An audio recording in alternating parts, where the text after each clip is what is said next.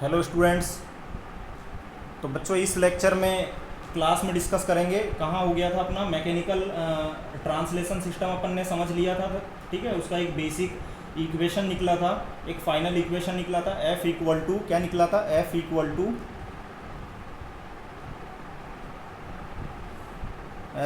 To M D square X by D T square plus F D X by D T plus K X. ठीक है, ये basic equation निकला था। अब उसके बाद में अपन समझते हैं सेकंड है मैकेनिकल रोटेशनल सिस्टम। ठीक है, मैकेनिकल रोटेशनल सिस्टम। तो मैकेनिकल रोटेशनल सिस्टम में बच्चों इनपुट क्या होगा, क्लास में डिस्कस किया था। इनपुट होगा टॉर्क टी। ठीक है, और इसका आउटपुट क्या होगा, आउटपुट होगा एंगुलर। देखो उसमें लीनियर आया था, मैकेनिकल ट्रांसलेशन सिस्टम में लीनियर डिस्प्लेसमेंट या लीनियर वेलोसिटी v आया था। ठीक है, इसमें क्या होगा एंगुलर डिस्प्लेसमेंट थीटा और एंगुलर वेलोसिटी ओमेगा। ठीक है, इतना क्लियर है। अब इसमें बच्चों अपन ने उसमें क्या देखा था कि 3 बेसिक एलिमेंट्स थे, तो इसमें भी 3 बेसिक एलिमेंट्स होंगे। 3 basic elements are there, 3 basic elements. ठीक है, कौन कौन से 3 बेसिक एलिमेंट्स है। सबसे पहले इनर्शिया एलिमेंट।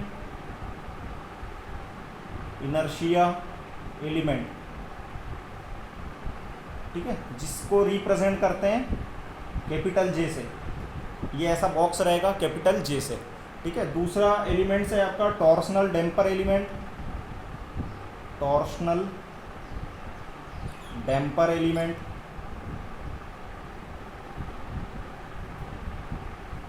ठीक है, जिसको रिप्रेजेंट करते हैं सेम एज अ डैम्पर से। ठीक है, स्मॉल एफ। तीसरा है टॉर्सनल स्प्रिंग एलिमेंट। ठीक है, डैम्पर एलिमेंट स्प्रिंग एलिमेंट। ठीक है, जिसको किससे करते हैं, स्प्रिंग से। ठीक है, स्मॉल केस। ठीक है, इतना चीज़ क्लियर है सारे बच्चों को। चलिए अब बच्चों इसकी बेसिक इक्वेशन देख लेते हैं। सबसे पहले कौन सा एलिमेंट है, इनर्शिया एलिमेंट। ठीक है, इनर्शिया एलिमेंट। तो इनर्शिया एलिमेंट की इक्वेशन, ठीक है, कैसे लिखेंगे, T इक्वल टू जे किस किस के फॉर्म में आएगी, आउटपुट के फॉर्म में, मतलब थीटा और ओमेगा के फॉर्म में, मतलब D square theta by D T square, या T equal to J D omega by D T.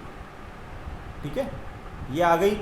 Same as a mechanical translation system आपको इसको यूज़ करना है। जैसे उसमें मास का एलिमेंट आया था वैसे ही इसमें इनर्शिया एलिमेंट जे आएगा। जैसे उसमें एक्स आया था उसमें इसमें थीटा आएगा। ठीक है, D square x by D T square आया था ना, तो इसमें D square theta by D T square आएगा। ठीक है, और इसको रिप्रेजेंट करने का तरीका कैसा होता है, इसको रिप्रेजेंट करने का तरीका कैसे होता है, ये हो गया आपका जे। ठीक है, इसमें लग गया angular velocity omega, angular displacement theta, और इसका इनपुट क्या हो गया, टॉर्क। ठीक है, अब दूसरा जो आपका एलिमेंट है वो कौन सा है, टॉर्सनल डैम्पर एलिमेंट। तो टॉर्सनल डैम्पर एलिमेंट का बेसिक इक्वेशन कैसे बनेगा, same as a damper element. किसके जैसे, स्प्रिंग एलिमेंट के जैसे, डैम्पर एलिमेंट के जैसे। किसके जैसे, मैकेनिकल ट्रांसलेशन सिस्टम में आपने जो देखा था। ठीक है, तो दूसरा क्या है, टॉर्सनल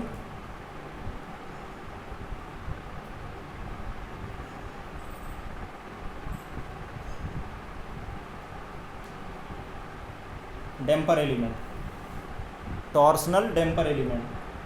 तो इसको कैसे रिप्रेजेंट करेंगे, इस टाइप से। ठीक है, इनपुट ठीक है बेटा, ओमेगा 1 थीटा 1 T1, ठीक है, और ओमेगा 2 थीटा 2 और ओमेगा 2, ठीक है, ये हटा दो, ठीक है, इनपुट तो एक ही होगा, ठीक है। तो T इक्वल टू क्या बनेगा equation, F D by D T theta 1 minus theta 2, ठीक है। तो F equal to D theta by D T, या तो आप अगर ओमेगा के फॉर्म में अगर लिखना चाहो तो T इक्वल टू क्या लिखोगे, F ओमेगा 1 माइनस ओमेगा 2, तो ये कंबाइंड इक्वेशन क्या बन जाएगा, F इंटू ओमेगा, ठीक है। अब तीसरा जो एलिमेंट है वो क्या है, torsional spring element, torsional spring element, ठीक है। कैसे रिप्रेजेंट करेंगे, ये स्प्रिंग हो गया के, ठीक है, ये इनपुट टॉर्क, ठीक है, थीटा और ये ओमेगा, ठीक है। बस आपको एलिमेंट्स याद रखने हैं, बेसिक एलिमेंट्स क्या क्या होते हैं, मैकेनिकल ट्रांसलेशन के और मैकेनिकल रोटेशनल के, ठीक है। T इक्वल टू थीटा, तो T इक्वल टू क्या आ गया, के इंटीग्रेशन ओमेगा डी टी, ठीक है। ये इसके बेसिक इक्वेशन है।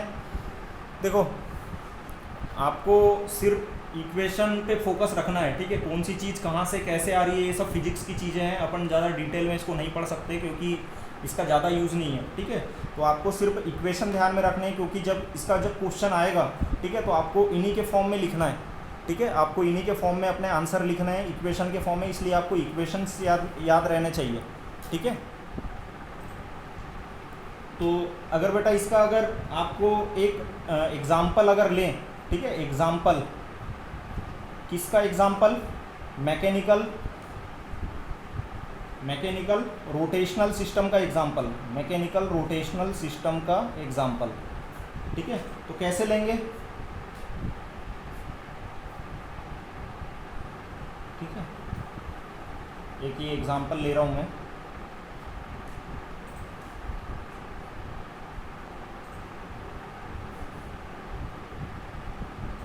ये K हो गया,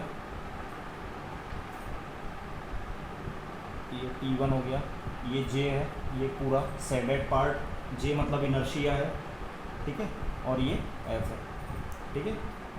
तो कंबाइंड टोटल टॉर्क कितना हो जाएगा, torque equal to T1 plus T2 plus T3, same as a mechanical translation system देखना है कि उसमें जब फोर्स तीनों इक्वली डिवाइड हुआ था तो इसमें जो टॉर्क होगा वो तीनों जगह इक्वली डिवाइड हो जाएगा। कहाँ कहाँ होगा, एक तो यहाँ पे होगा, एक यहाँ होगा, एक कहाँ होगा, ये स्प्रिंग में होगा जिसको T3 बोल देते हैं, और एक कहाँ पे होगा, इस साइड होगा J में,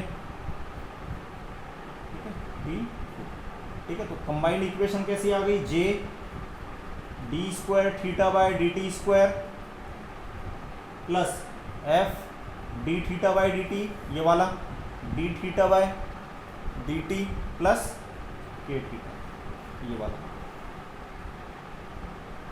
ठीक है, ये वाला, ठीक है बेटा। तो ये कंबाइंड इक्वेशन आपकी निकल गई। मैकेनिकल ट्रांसलेशन सिस्टम में आपका फोर्स के फॉर्म में इक्वेशन बनेगा, मैकेनिकल रोटेशनल में आपका टॉर्क के फॉर्म में इक्वेशन बनेगा। उसके बेसिक एलिमेंट्स कौन कौन से हैं, उसके बेसिक एलिमेंट्स होते हैं मास, डैम्पर और स्प्रिंग। और मैकेनिकल रोटेशनल के बेसिक एलिमेंट्स कौन कौन से होते हैं, इनर्शिया, टॉर्सनल डैम्पर एलिमेंट और टॉर्सनल स्प्रिंग एलिमेंट, ठीक है। और उसमें आपको आउटपुट जो दिया हुआ रहता है मैकेनिकल रोटेशनल में वो एक्स या वी के फॉर्म में होता है, और इसमें जो आउटपुट दिया हुआ रहता है वो एंगुलर डिस्प्लेसमेंट थीटा या एंगुलर वेलोसिटी के फॉर्म में दिया हुआ रहता है, ठीक है। वो आपको एग्जाम में देखने से समझ में आ जाएगा ये मैकेनिकल रोटेशनल सिस्टम है या मैकेनिकल ट्रांसलेशन सिस्टम है, ठीक है। बस आपको गड़बड़ नहीं करनी है, गड़बड़ इन द सेंस ये कि मैकेनिकल रोटेशनल का जो इक्वेशन है वो आपको मैकेनिकल ट्रांसलेशन में नहीं लगाना है, ठीक है, नहीं तो पूरा गलत हो जाएगा वो, ठीक है। आपको मास, स्प्रिंग और डैम्पर पहचानते आना चाहिए कि ये जैसे m दिया हुआ है, m के फॉर्म में इक्वेशन आपका बन रहा है तो वो मैकेनिकल ट्रांसलेशन का होगा, और j के फॉर्म में अगर इक्वेशन बन रहा है तो वो किसका होगा, मैकेनिकल रोटेशनल का होगा, ठीक है। क्लियर है। अब इसके बाद में बच्चों एक पार्ट और बच जाता है इसका, इलेक्ट्रिकल सिस्टम। तो इलेक्ट्रिकल सिस्टम में क्या क्या है, इलेक्ट्रिकल सीरीज सर्किट और इलेक्ट्रिकल पैरेलल सर्किट, ठीक है। तो इलेक्ट्रिकल सीरीज में क्या होगा, आर एल और सी सीरीज में कनेक्टेड होंगे, जिसमें आप इनपुट अप्लाई करोगे वी इनपुट और उसमें करंट फ्लो होगा आई, ठीक है। तो एक बेसिक इक्वेशन बन जाएगा आपका वी इनपुट का I R plus L D I by D T plus 1/c integration of I T D T, ठीक है, आई डी टी, ठीक है। अब इसमें जो आउटपुट क्वांटिटी है उसको आप चेंज कर सकते हो, ठीक है। तो आई इक्वल टू आउटपुट क्या फ्लो हो रहा है, इसमें आउटपुट क्या है, करंट है, तो करंट को आप चेंज कर सकते हो, क्या होता है current, I equal to D Q by D T होता है, ठीक है। तो आई क्यू क्या निकल जाएगा, integration of I D T, ठीक है। अब आप जो बेसिक इक्वेशन आपका वी इनपुट का बना है उसमें आप वैल्यू पुट कर दो, ठीक है। किसकी वैल्यू पुट कर सकते हो, आई की वैल्यू पुट करनी, क्योंकि वो आई के फॉर्म में बना हुआ है, ठीक है। तो वी इनपुट का एक इक्वेशन आ जाएगा आपका, ठीक है। Same as a parallel circuit आपको यूज़ करना है, इसमें आपको नोड वोल्टेज को चेंज करना पड़ेगा, क्योंकि आपका इसमें इनपुट क्या है, करंट है, ठीक है, और आउटपुट क्या है, नोड वोल्टेज। तो नोड वोल्टेज को चेंज कर सकते हो किसके फॉर्म में, फ्लक्स के फॉर्म में, ठीक है। तो V equal to D phi by D T हो गया, where phi equal to magnetic flux, ठीक है। जब आप उसको चेंज करोगे तो एक इक्वेशन बन जाएगी आई के फॉर्म में, ठीक है। अब इसमें बेटा एनोलॉजी होती है, फोर्स वोल्टेज एनोलॉजी और फोर्स करंट एनोलॉजी, ठीक है। इसका डिस्कशन अभी करेंगे अगले लेक्चर में, ठीक है। तब तक के लिए थैंक यू।